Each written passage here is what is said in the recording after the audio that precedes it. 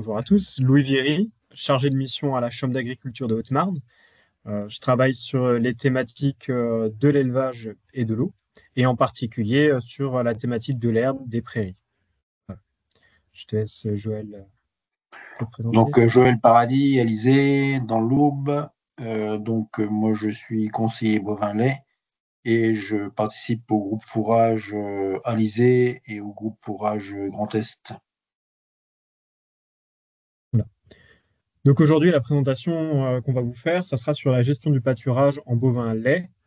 Bon, après, bien sûr, toutes les pratiques qu'on va vous présenter à quelque chose près pourront s'appliquer aux autres élevages, mais voilà, on s'est déjà un peu plus spécifié sur l'élevage laitier. Alors, tac. Est-ce que le diaporama veut bien passer?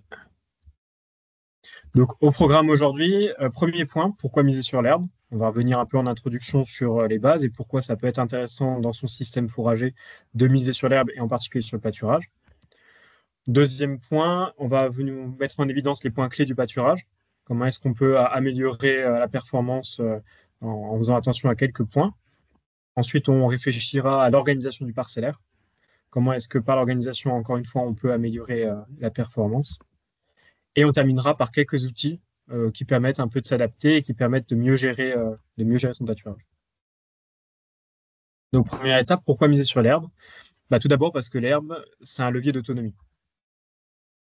Si on regarde notamment l'évolution de l'indice IPAMPA, qui révèle l'évolution des prix, notamment des aliments en élevage, on voit bien que d'année en année, ça fluctue énormément. Miser sur entièrement un aliment entièrement acheté, c'est risqué parce qu'il y a une grosse fluctuation du marché. Et en même temps, on voit que la tendance depuis 20 ans, ça reste à l'augmentation.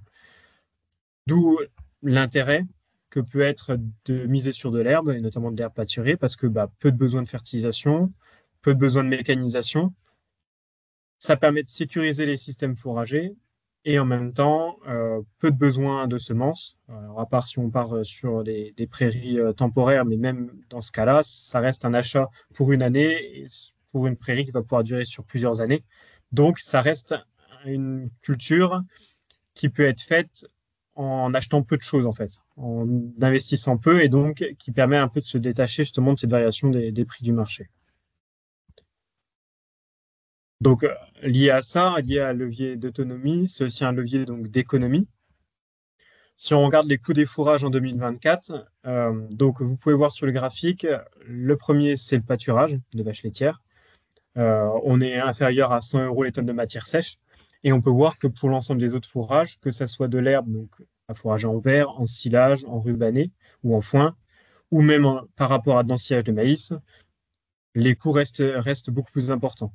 Alors bien sûr, à l'échelle de votre exploitation, il faut se poser la question concrètement quelle quantité ça représente et quelle production ça représente en face.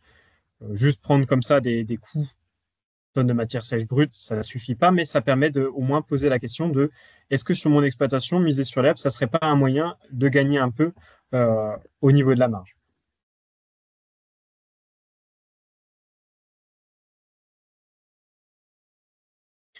Donc, il y a eu des essais qui ont été faits. Je vous en présente un. Dans cet essai, donc un troupeau de vaches de 65 vaches laitières qui produisent 25 kg de lait par jour en moyenne entre la période de mai et juin. Et donc, dans cet essai, ils ont introduit peu à peu de l'herbe dans les rations, en partant de 0% et donc entièrement du maïs à 75% d'herbe et donc forcément moins de maïs. Et donc aussi moins de concentré. Et ce qu'ils ont mis en évidence, eux, dans cet essai-là, pour ce système-là, avec ce niveau de production-là, ils ont réussi à mettre en évidence qu'avec 75% d'herbe dans la ration, ils gagnaient 46 euros au millilitre. Voilà. Et donc pour 15 arts par vache laitière, c'était 30 euros des millilitres d'économise. Donc voilà, juste avec ces quelques diapos, mettre un peu en évidence que peut-être que miser sur l'herbe et miser sur le pâturage, ça peut peut-être être un levier pour vous. En tout cas, ça peut poser des questions.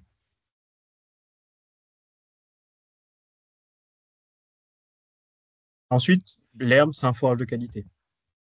Donc, je vous présente ici les valeurs alimentaires d'herbes, donc qui sont qui ont été prises dans une ferme expérimentale.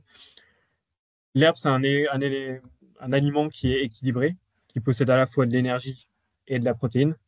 Et c'est un aliment, même si au cours de l'année, forcément, bah, ça va varier. On va avoir un fourrage qui sera beaucoup plus riche au printemps, je vous apprends rien, beaucoup plus riche au printemps, riche en automne et peut-être un peu moins riche en, en été. Ça reste un aliment qui est intéressant d'un point de vue nutritif.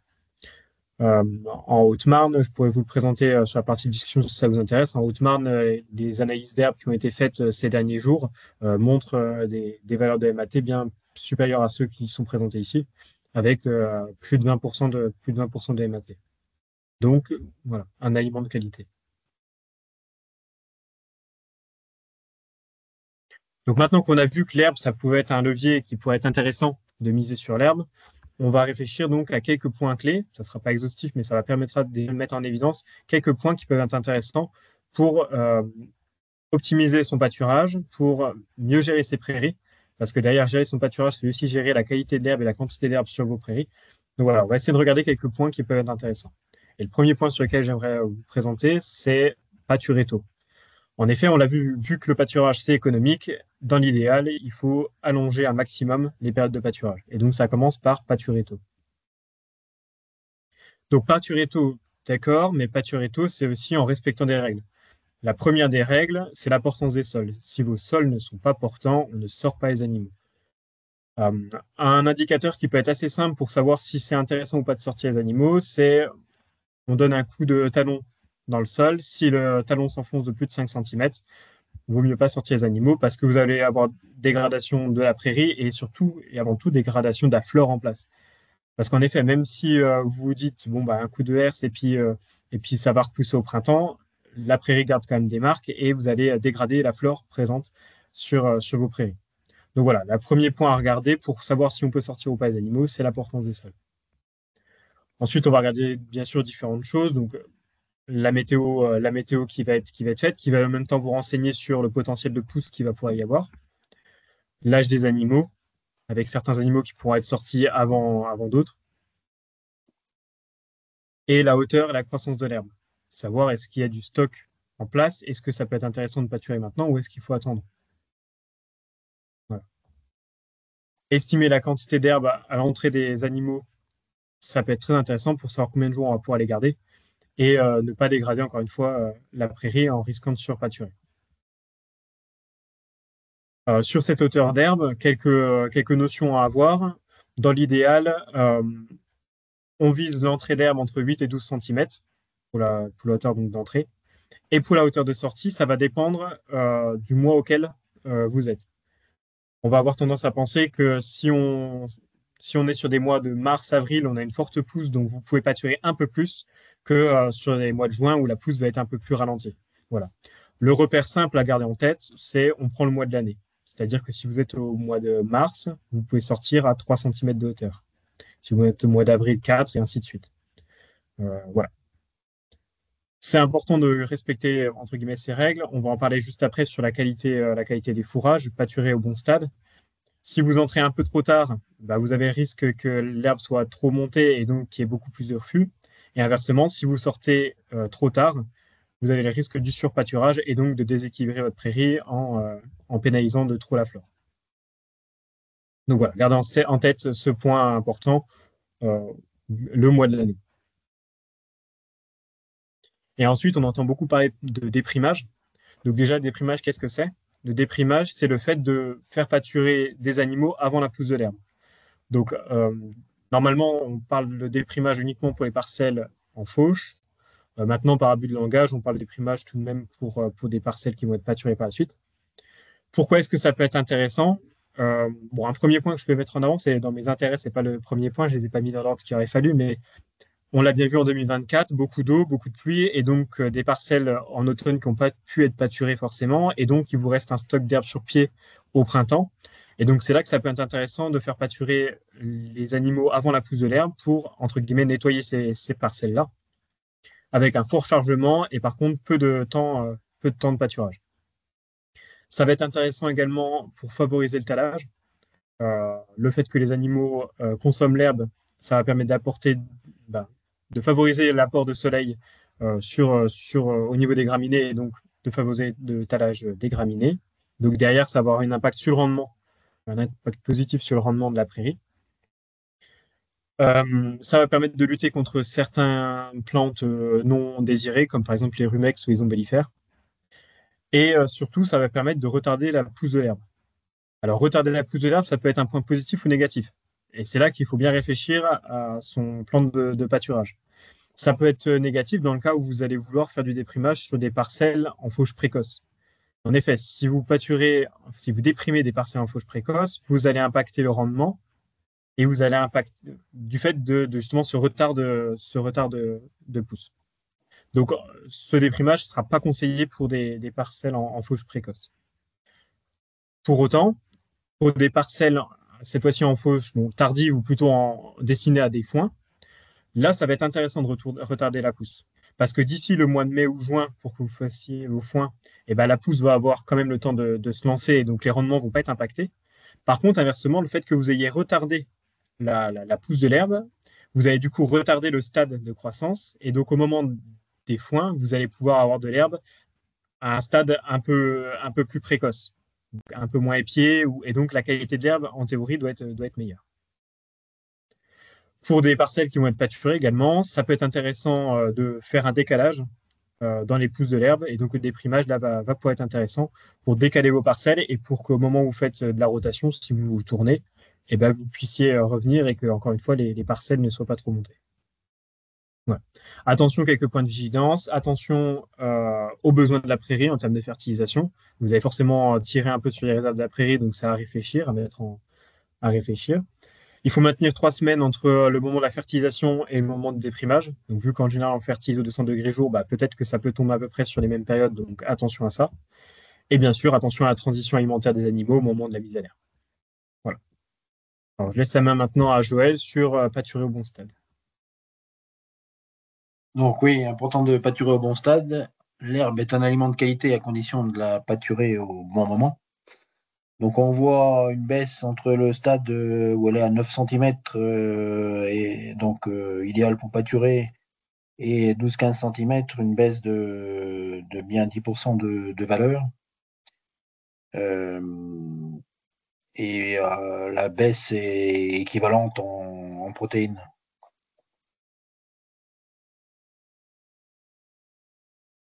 Donc ici on voit l'évolution de la valeur alimentaire, que ce soit en énergie ou en protéines, en fonction du stade. Donc elle est maximum au stade feuillu. Elle commence à sérieusement se dégrader au-delà du stade des biais paysans. Par contre, lui, le rendement en constante augmentation jusqu'au stade de floraison. Alors, pour comprendre l'évolution de la valeur et les stades d'entrée et de sortie au pâturage, il faut comprendre certains mécanismes de la pousse de l'herbe. Donc, une fois qu'on est sorti du pâturage, il nous reste la gaine. Donc, cette gaine, c'est la réserve de la graminée qui va permettre l'émission de la première feuille. Ensuite, on va avoir une deuxième feuille qui va apparaître, puis une troisième. Et quand apparaît la quatrième, on a déjà la première qui devient sénescente. Donc, on commence à avoir une perte de valeur si cette feuille elle est consommée. D'où l'intérêt de pâturer dès la troisième feuille sortie.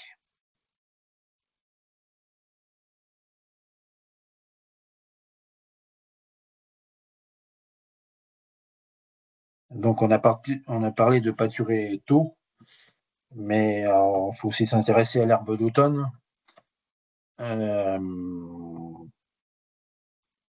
Donc, l'exploitation tardive de l'herbe va permettre d'économiser des stocks de fourrage, de paille, et puis aussi certainement de la main-d'œuvre. On a tendance souvent à sous-estimer la qualité d'herbe d'automne, alors qu'en fait, elle est très proche de celle de printemps. Et on peut avoir une pousse importante en volume Quand on a des pluies, surtout après comme on a eu, c'est pas l'année dernière, mais les années précédentes, où on a une grosse sécheresse, où on a un gros arrêt de végétation pendant plus de 2 mois. Ensuite, on a un retour de pluie et au bout d'une vingtaine de jours, on a une quantité d'herbe qui commence à être significative. Donc, on voit qu'en valeur, par rapport on n'est pas aux valeurs de printemps tout à fait, mais on s'en rapproche, on a moins de 10% d'écart. Et on a une bonne teneur en matière azotée. Et l'avantage de l'herbe d'automne, c'est que comme elle ne va pas épier, ça va donner une bonne souplesse d'exploitation. Donc voilà.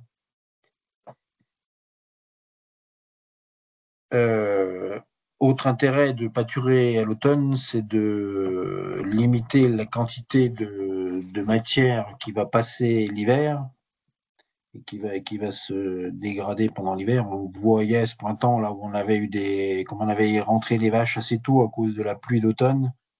On voit les fétuques congelés qui font de l'herbe morte en grande quantité dans les prairies. Et donc, cette herbe morte, elle cache la lumière, donc elle empêche le redémarrage de printemps. Et puis, c'est aussi une perte d'appétence pour la nouvelle herbe du printemps. Donc, on voit de photos de prairies. Donc, profiter de l'herbe d'automne ou ne pas en profiter. Si on a mal pâturé fin d'automne, on va avoir des problèmes de photosynthèse, comme on le disait déjà, une perte d'appétence due au même phénomène, à la présence d'herbes mortes et des refus. Ce qu'on peut avoir à l'automne, c'est de la rouille. Faut savoir que c'est pas toxique. Bon, ça pose des problèmes d'appétence, par contre, mais ça n'est pas toxique.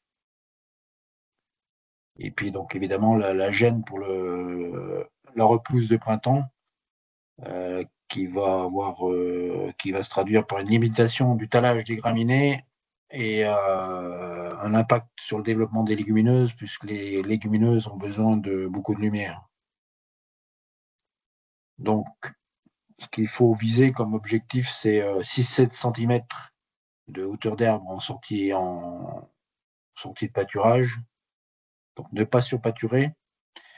Ça va permettre d'apporter du lisier, fumier, tout ce qu'on voudra comme amendement organique, tout en respectant les périodes d'interdiction.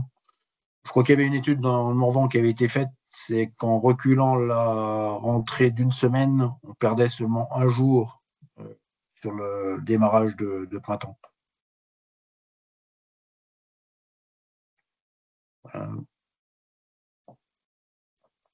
Très bien. Ensuite, si on s'intéresse du coup à l'organisation du parcellaire, donc on a vu quels étaient les indicateurs, quels étaient les points clés voilà, à avoir en tête un peu pour gérer son pâturage. D'ailleurs, le pâturage, c'est aussi une organisation du parcellaire, essayer de valoriser au mieux les terrains et limiter les refus. Donc le premier point à garder en tête, c'est maintenir l'équilibre entre fauche et pâture.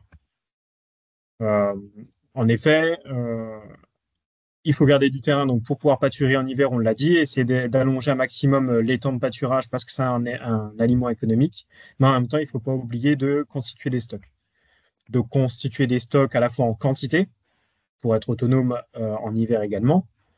Donc ça passe par un chargement adapté au printemps, ça passe par la gestion de la fertilisation et derrière aussi réfléchir à la qualité, avoir un stock de qualité.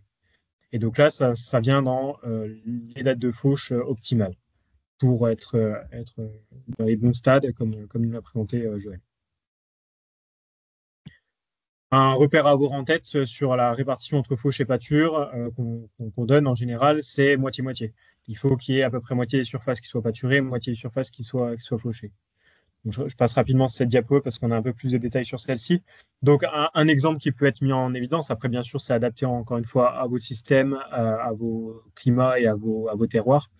Mais voilà, un exemple qui peut être un peu en tête, un cas type, c'est au début de printemps, moitié en pâture, moitié destinée à de la fauche. Pour les premières fauches, des fauches précoces, vous en rajoutez 20%, donc ils seront fauchés. Donc là, ils ont mis au 15 mai, mais ça peut même être bien avant. On le voit là en ce moment, c'est en train de faucher, ça dépend des périodes. Mais donc voilà, à peu près 20% en fauche précoce, ça permet, comme on l'a dit, de gagner en protéines, de gagner voilà, avec un fourrage qui va être intéressant en termes de qualité. Derrière, vous pouvez faire pâturer vos repousses. Et donc, les 30 derniers pourcents, vous pouvez les faire en fauche tardive, en foin. Donc là, pareil, ils ont mis 15 juin, mais certaines années, c'est bien avant ça. Et pour que, à la période d'été, lorsque vous avez moins d'herbe, et ben, vous puissiez encore une fois pâturer les repousses. Dans l'idée, en fait, avec cette répartition-là, c'est s'adapter à la pousse de l'herbe. En hiver, au printemps, forte pousse de l'herbe, plus petite surface, avec un chargement un peu plus élevé pour limiter les refus. Et au fil des fauches, pouvoir d'une part faire pâturer les repousses parce que en termes de qualité c'est intéressant et en même temps diminuer le chargement, augmenter la surface par animaux pour s'adapter à la pousse de l'herbe qui va avoir tendance à diminuer. Voilà pourquoi est-ce que ça peut être intéressant de faire des fauches précoces. On l'a dit en termes de qualité, ça permet d'avoir des repousses qui vont pouvoir être pâturées par la suite. Euh, et en même temps, ça va permettre de faciliter la gestion du pâturage. Là, on le voit sur un exemple, d'une part des fauches qui ont été faites en foin, d'autre part des fauches qui ont été faites précoces, donc au 27 mai. Et on voit qu'au moment où on fait des foins, on a déjà des parcelles qui ont été fauchées où on peut faire pâturer de l'herbe de qualité. Voilà, d'où l'intérêt de ces fauches précoces. Après, je sais qu'en fonction en Haute-Marne, en fonction des AOP ou des signes de qualité, certains n'ont pas la possibilité de faire d'ensilage ou d'enrubanner, mais bon, voilà. Ça peut être, pour ceux qui le peuvent, ça peut être un levier. Ensuite, segmenter votre parcellaire. Euh, un des points clés du pâturage, si on veut vraiment rentrer dans du pâturage pur et dur et qu'on veut vraiment optimiser notre pâturage, ça va être, comme on l'a dit, pâturer au bon stade, premier point. Et deuxième point, limiter les refus. Et donc, pour pâturer au bon stade et donc limiter les fûts, pour ces deux points-là, une clé qui va pouvoir être essentielle, ça va être de segmenter le parcellaire et derrière d'augmenter le chargement. Donc là, vous voyez différents types de pâturage qui sont possibles, qui va du pâturage continu, zéro segmentation, jusqu'à du pâturage cellulaire, où là, chaque jour, on va bouger les animaux, donc forte segmentation. Entre les deux, vous avez toute une gradient qui peut être adapté à votre exploitation. À vous de trouver le système qui vous convient. Parce que derrière, ça demande de la main-d'œuvre, derrière, ça demande de l'organisation. Donc voilà, à vous de trouver le système qui vous convient. Euh, donc le tableau juste après présente les intérêts de chaque. Plus vous allez segmenter, plus vous allez laisser moins longtemps les animaux, mais par contre derrière avec un fort chargement. Ce fort chargement va avoir pour avantage de limiter les refus. Vous allez augmenter l'appétence, en même temps les animaux arrivent sur une nouvelle parcelle qu'elles ne connaissent pas, donc ça va avoir voilà, tendance à augmenter l'appétence et donc limiter les refus. Derrière, segmenter les parcellaires, ça va aussi avoir comme point positif d'augmenter le temps de repos de la parcelle. Forcément, s'il faut faire 20 jours pour faire le tour de toutes vos parcelles, et ben, la parcelle, une fois qu'elle est pâturée, elle va avoir 20 jours pour se refaire, pour que les stocks se refassent, pour que la flore puisse repousser. Et donc, au moment où les animaux vont venir repâturer, l'herbe sera assez forte pour pouvoir supporter le pâturage. Dans un pâturage continu, bah, forcément, l'herbe est tout le temps sollicitée. D'autant plus que les vaches ont tendance à sélectionner là où il y a des repousses parce que c'est plus intéressant pour elles. Et donc, ça peut affaiblir un peu la prairie. Voilà. Après, d'ailleurs, comme je l'ai dit, ça dépend de votre système, ça dépend de votre organisation, ça dépend voilà, de la main-d'œuvre que vous avez. Quelques points clés rapidement sur le pâturage tournant que j'ai déjà évoqué.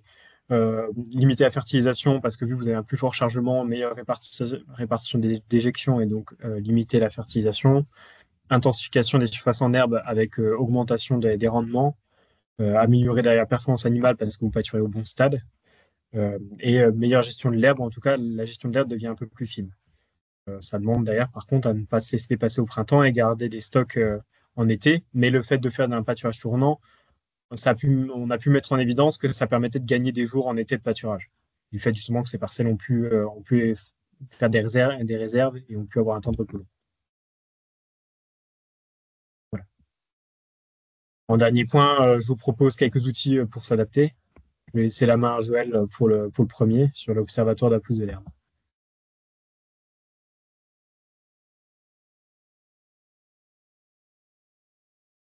Alors, n'hésite pas à mettre ton micro, je crois qu'il est éteint.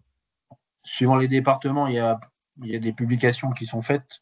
Donc, l'Observatoire de la pousse de l'herbe en Haute-Marne, nous, on a l'info fourrage où on met une dizaine de sites, les pousses, voilà. D'autant plus qu'on a conforté notre réseau d'observation avec l'ONPH, on a des sites supplémentaires. Donc, ça permet si on a la donnée brute qui va nous donner, enfin, ça permet par extrapolation de calculer quel chargement ça va supporter en instantané. Voilà.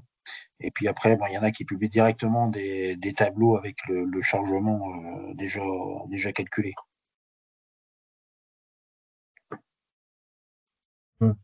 Et un deuxième outil qui peut être utile, c'est le cahier de pâturage. Donc, le cahier de pâturage, soit vous faites le vôtre en version papier, un simple tableau avec toutes vos parcelles qui vont être pâturées, les jours de l'année, et vous notez quel chargement sur quelle parcelle quand. Sur ce cahier de pâturage, vous pouvez aussi rajouter, si vous faites des mesures vous-même d'herbe, voilà, il y a l'observatoire de la pousse de l'herbe, mais ça peut être intéressant sur votre parcellaire, vous, de suivre de temps en temps, ou au moins à des points clés, les hauteurs d'herbe pour en déduire la quantité de fourrage présent. Donc sur ce cahier de pâturage, vous pouvez le faire. Donc soit vous faites une version papier, soit il y a des applications qui existent pour suivre votre pâturage un peu plus globalement. Donc je vais vous présenter rapidement Apigrass. Donc Apigrass, 3 modules. Un premier pour gérer les cultures, la culture de l'herbe, avec un point météo, avec la possibilité de créer des mélanges, etc. Un module pour gérer votre parcellaire, faire du découpage de parcellaire, réfléchir, parce que derrière, si vous voulez rentrer dans du pâturage tournant, il y a toute la question de l'infrastructure qui va avec, les chemins de pâturage, les points d'eau, etc. Et donc là, ça peut être un outil pour justement gérer votre parcellaire, délimiter vos paddocks, essayer de tracer vos chemins, essayer de réfléchir aux points d'eau, etc. Ça peut être utile. Et le dernier point un peu plus concret, c'est sur le pâturage, justement. Donc, comme un cahier de pâturage, vous rentrez quand est-ce que vous mettez les animaux, quand est-ce que vous les sortez, mais vous pouvez également rentrer vos rations pour que, et en même temps, vous pouvez aussi rentrer vos mesures d'herbe, et donc le logiciel peut calculer et peut regarder quelle part d'herbe a été mangée, comment est-ce que vous pouvez adapter vos rations. Voilà. C'est ça l'utilité. Et en même temps, les observatoires de la pousse de l'herbe publient aussi sur Apigrass, donc vous pouvez comparer la pousse de l'herbe chez vous par rapport à d'autres sites. Et puis en fin de campagne, ça va vous permettre de faire un bilan à la parcelle Mm, du tout à rendement fait. en pâturage. Tout à fait, oui. Ça permet, voilà, ça calcule les rendements à la parcelle pour un peu plus. Et Donc, derrière, ça peut être la fertilisation qui peut être réfléchie. nous, on avait quelques éleveurs qui étaient abonnés à Apigrass. On n'est plus distributeur parce qu'ils ont changé leurs conditions. Après, s'il y en a qui veulent se le procurer, c'est possible. Mm. Alors, je vous remercie pour votre attention et je vous propose de passer à vos questions si vous en avez. Donc, il y a déjà une première question sur conseil pour entretenir ses prairies en bio. Sachant qu'il n'y a pas de possibilité chimique, ça va être vraiment sur la gestion du pâturage, justement, qu'on Mm. va limiter, absolument essayer de limiter la dégradation et un peu sur la fertilisation éventuellement, mais sachant qu'on est principalement en fertilisation organique. Mm. Après, sur la fertilisation organique, déjà pour ce qui est phosphore et potassium, a priori, les effluents d'élevage, c'est déjà assez de la qualité. Ça suffit. Donc derrière, ça peut être intéressant. J'en parle parce que c'est la période où ça peut être fait, des indices de nutrition en phosphore et en potassium, pour déjà regarder si vos prairies sont assez alimentées en phosphore et en potassium. C'est assez simple, c'est une analyse d'herbe, et derrière, ça permet d'adapter votre fertilisation. Et donc ça, en bio, c'est faisable, et puis voilà. Et C'est derrière, sur l'azote, c'est plus compliqué, mais déjà, le moment de la faire. L'analyse, c'est en pleine pousse, là, c'est le moment de la ouais, faire. c'est ça, ouais. Et donc, ça se fait, oui, donc si on rentre un peu plus en détail, ça se fait sur des prairies où l'herbe est assez haute quand même. Nous, ce qu'on conseille, c'est entre 20 cm et 50 cm. Voilà. Ça peut être fait sur des prairies pâturées, sur des prairies de fauche, ça peut être fait sur des prairies temporaires. Il faut juste que votre prairie soit installée depuis 2 ans. Voilà. Et derrière, c'est une analyse donc, de fourrage. et qui va renseigner est-ce que le sol possède suffisamment de phosphore ou potassium, mais aussi est-ce qu'il le libère suffisamment. Voilà, c'est ça que ça renseigne. Oui, c'est plus recommandé qu'une simple analyse de terre au niveau pour une prairie. Voilà. Alors d'ailleurs, pour entretenir les prairies, donc je ne sais pas exactement ce que sont autres que le mélange gras-trèfle et les pauvres minéraux.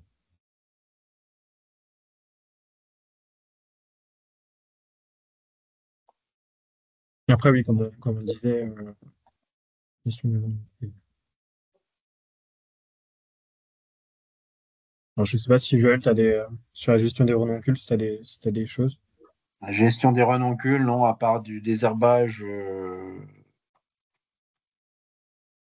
Ouais.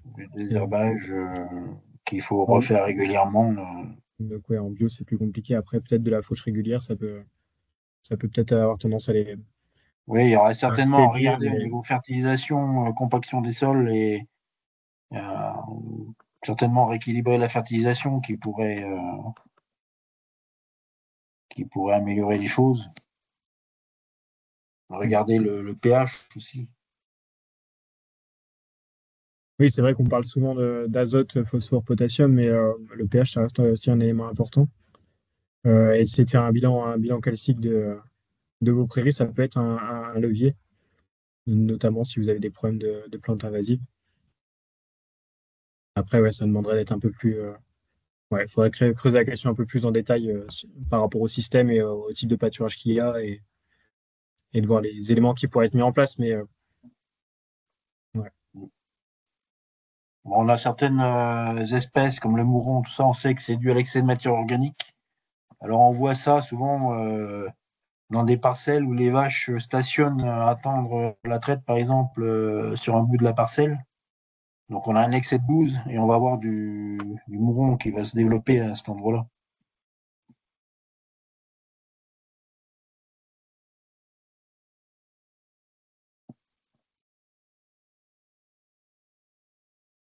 S'il y a d'autres questions, n'hésitez pas.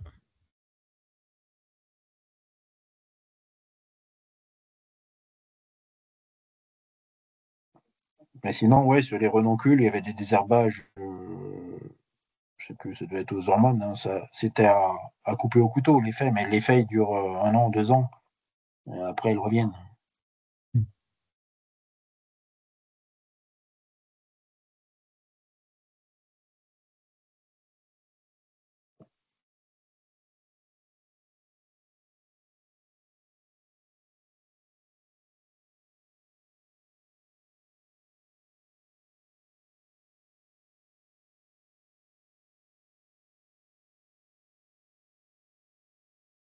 Alors, je lis la question. Pour le mélange gras-trèfle, avez-vous d'autres mélanges à conseiller? Enfin, on peut complexifier la prairie. Après, l'inconvénient, on peut mettre de la fétuque, mais à condition que ce soit de la fétuque souple. Et il faudra pratiquement obligatoirement faucher au moins une fois dans l'année, sinon elle va se mettre en touffe. Après, Dactyle, il se met rapidement en touffe, donc c'est l'inconvénient. Mais sinon, oui, c'est de Ah, diversifier les espèces, c'est positif pour la durée de la prairie, théoriquement. Et puis ça explore mieux le sol. Toutes les plantes n'ont pas la même capacité à descendre dans le sol, donc on a tout intérêt à exploiter au maximum le profil du sol. et après, derrière, pour proposer des mélanges, c'est un peu plus compliqué. Il faut s'adapter au terrain. Ouais, Faut regarder si le terrain est plus ou moins séchant, si le terrain est plus ou moins humide, donc voilà, après derrière, faut s'adapter au terrain. Je sais notamment que Semae a fait des plaquettes pour justement réfléchir à des mélanges fourragers un peu plus complexes. Après, vous pouvez revenir vers nous, c'est ça. on peut vous donner des informations, mais ça, voilà. Euh, Et après, pour la durée de la prairie, il est aussi conseillé de varier les espèces, les variétés à l'intérieur d'une même espèce.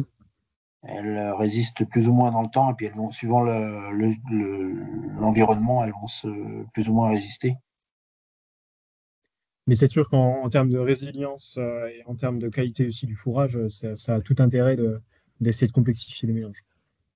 Après, complexifier, il faut se limiter à 4-5 Mm. ou légumineuses comprises. Aller au-delà, ça n'a pas forcément d'intérêt.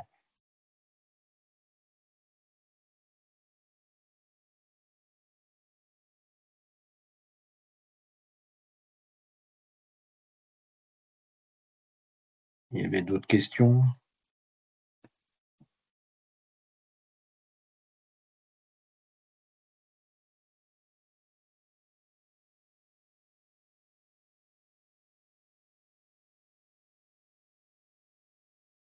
Et ouais, ce qui va dicter pour le pâturage vache laitière, c'est l'appétence, d'une part, et puis ensuite, eh ben, l'adaptation au contexte pédoclimatique, quoi. Après, oui, je vois le commentaire. Mes questions concernent sur l'élevage allaitant en bio, pas dans le sujet du lait. Mais au final, c'est comme on disait, c'est vrai que le lait a la particularité de demander un fourrage particulièrement de qualité pour pouvoir produire. Mais je pense que ça a tout intérêt en allaitant. Je suis pas spécialiste de l'allaitant, mais je pense qu'il y a tout intérêt d'avoir de l'herbe de qualité pour de l'allaitant également. Donc je pense que les points qui ont été mis en avant, ça reste plus ou moins vrai. Après, en allaitant, il y avait une pratique qu'on voit plus trop, mais qui était ce qu'ils appelaient le pâturage avant, c'est-à-dire qu'on met une porte sélective et les veaux peuvent aller sur la parcelle toujours avant les vaches. Donc, ils vont manger la pointe de l'herbe et les vaches qui sont moins exigeantes, on va les forcer à raser ce qui reste.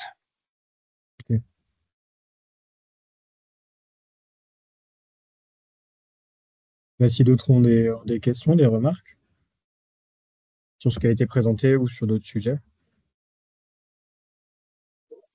Après, donc je parlais du pâturage avant.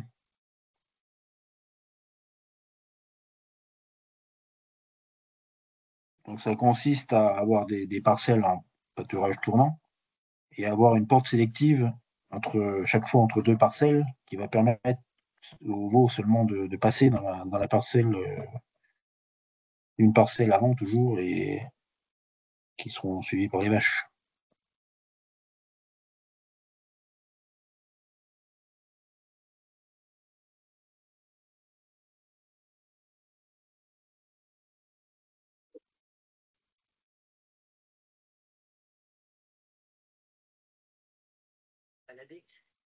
Je pense on a peut-être fait le tour. On a fait la petite heure du webinaire. S'il n'y a pas d'autres questions. Non, après, si par rapport au renoncule, tout ça, on peut rechercher plus précisément et envoyer les réponses. Mm, tout à fait. Après, n'hésitez pas si vous avez d'autres questions. Je pense que nos contacts, ils doivent être ils doivent être sur l'invitation du webinaire. Donc, n'hésitez pas si vous avez des questions après à venir me contacter, que ce soit moi en Haute-Marne ou alors Joël dans l'Aube. Voilà. On pourra répondre à vos questions ou vous rediriger vers les personnes qui auront les compétences. Le webinaire sera remis de toute façon sur le site avec les coordonnées de chacun. Donc voilà, pour ceux qui ont besoin ou comme dit Louis, sur l'invitation, il y avait les coordonnées de Joël Paradis et Louis Viry. Voilà.